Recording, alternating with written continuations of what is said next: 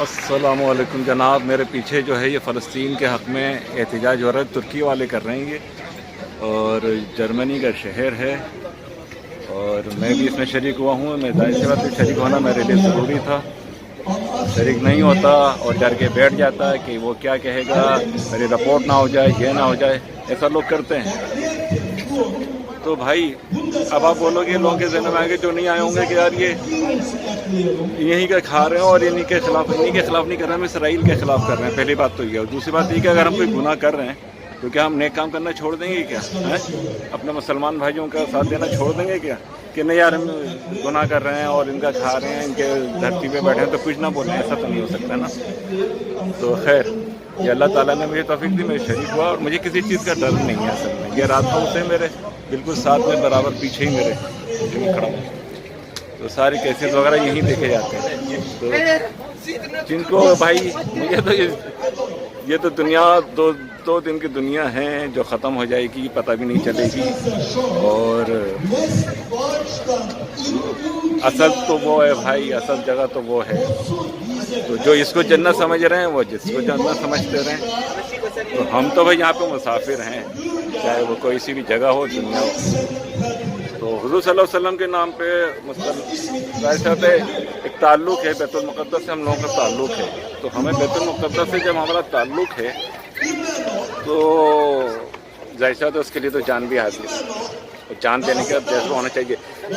کسی سے کل میری ترکی والے سے بات ہو رہی تھی، تو نہیں کہیں عرب کے بندے تھے، تو بولا یار جہاد میرے والا بالکل جہاد ہے، بہت بہترین جہاد ہے، پیور جہاد ہے یہ، اور اللہ تعالیٰ ہمیں بھی توفیق دے۔ آپ بولیں گے یار یہ جہاد کی بات کر رہے ہو، جہاد کرنے نہیں جا رہے بھائی، تمنا تو رکھنا چاہیے نا جہاد کی، دعا تو مانگنا چاہیے جہاد کی، شہادت کی۔ تو انشاءاللہ تعالیٰ ہمیں اللہ تعالیٰ سے ہم دعا کرتے ہیں اللہ تعالیٰ ہمیں غیب سے مدد فرماتے ہیں اور ہم اس جہاد میں، فلسطین کے جہاد میں شریک ہو سکیں۔ اللہ تعالیٰ ہم سب کی حفاظت فرمائے، مسلمانوں کی حفاظت فرمائے۔ یہ احتجاج ہو رہا ہے، بہت اچھے پبلک بہت آئی ہوئی ہے کافی تعداد میں، اور ابھی میں یہاں سے صحیح نہیں دکھا پا رہا ہوں، پھر بھی میں کوشش کروں گا کہ آپ کو میں صحیح سے دکھا سکوں میں، اور انشاءاللہ تعالیٰ چلو میں آپ کو دکھاتا ہوں پھر، ٹھیک ہے؟ میں آپ کو اپنے کچھ ترکی دوستوں سے ملاتا ہوں میں۔ السلام علیکم۔ یا جنرلسٹ۔ علیکم وعلیکم السلام۔ السلام۔ یا شکر الحمدللہ۔ چلو میں آپ کو ہاتھ کے ہاتھ جو ہے میں فلسطین کے بارے میں بھی کچھ بتاتا جاؤں جب تک یہ احتجاج ہو رہا ہے۔ میں آپ کو بتا دوں پبلک کا جوش و خروش کافی ہے، یہاں پہ کافی تعداد میں لوگ آئے ہیں، جبکہ یہ اتنا بڑا شہر نہیں ہے، درمیانی درجے کا شہر ہے، اس میں بھی کافی تعداد میں بارش بھی ہو رہی ہے جبکہ، اور لوگوں کو میں نے جذبہ دیکھا ہے ایک نا، تو میں تخیل ہے جو بھی مسلمان ہوگا اس میں جذبہ تو آنا چاہیے۔ کسی مسلمان کو تکلیف ہو تو اس کو بالکل محسوس ہونا چاہیے، دل سے محسوس ہونا چاہیے۔ مجھے جو ہے بس خامی نظر آئی کہ قوم بہت اچھی ہے، بہت پیاری ہے، تھوڑا سی بہک گئی ہے، بھٹک گئی ہے، کیونکہ ظاہر سی بات ہے اپنے بڑوں کو دیکھ رہی ہے بھٹکا ہوا، تو اثرات تو بچوں پہ ہی پڑتے ہیں نا گھر کے جب بڑے ہو جائیں۔ تو اس وجہ سے میں نے جو نوٹ کیا یہاں پہ کہ اگر کوئی ایک ایسا لیڈر آ جائے مسلمانوں میں عالمی سطح پر، اور ایک دو ملک اگر مل جائیں مسلمانوں کے، 3-4 ملک، اور وہ کھل کے بالکل پیور طریقے سے مخلصانہ طور پہ دھمکی دیں ان لوگوں کو، سمجھا دیں کہ اگر ایسا ہوا تو ہم یہ کر دیں گے، تو یقین کرنا ظالم ہمیشہ بزدل ہوتا ہے، لیکن ایسا ہو نہیں رہا۔ لوگ مر رہے ہیں روزانہ، لوگ ویڈیو دیکھ رہے ہیں کہ لوگ کیسے کیسے کتنے بچوں کو، بڑوں کو، سب کو، بوڑھوں کو، عورتوں کو ظلم ہو رہا ہے، مار دیے گئے، لیکن صرف میڈیا پہ تصویریں آ رہی ہیں یا بیانات آ رہے ہیں، بس، اور کچھ نہیں ہو رہا۔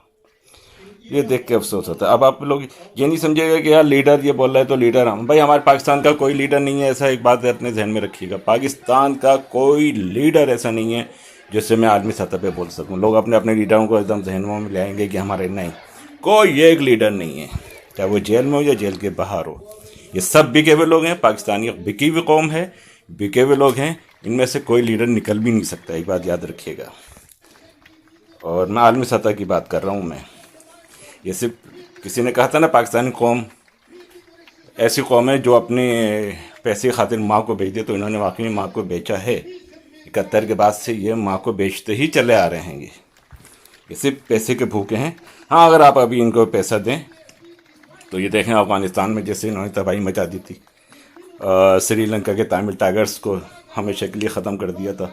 پیسہ دیں، مسلمان کچھ ملا کے ان کو پاکستانی کو پیسہ دے دیں، پھر دیکھو پاکستانی کیا کمال دکھاتے ہیں، صرف پیسے کی وجہ سے، اللہ رسول کی وجہ سے نہیں، صلی اللہ علیہ وسلم، صرف پیسے کی۔ ان کو پیسہ دو، یا ابھی اسرائیل کی پھینٹی لگا دیں گے پوری طرح، ویسے نہیں لگائیں گے بھائی، ایسی جیسے وہ پیسے کے لیے ادھر چلے گئے، 24 ممالک کی فوج بنا لی آل سعود کو بچانے کے لیے، صرف آل سعود کو بچانے کے لیے، آل سعود کی بادشاہت کو بچانے کے لیے وہ فوج بیٹھی ہوئی ہے صرف اس کو، اور کن کو مارتی ہے؟ وہ مسلمانوں کو مارتی ہے۔ ایک بات بتا دوں، مجھے اس سازش میں جو ہے نظر آ رہا ہے وہ یہ آ رہا ہے کہ آل سعود بھی اس میں شامل ہے۔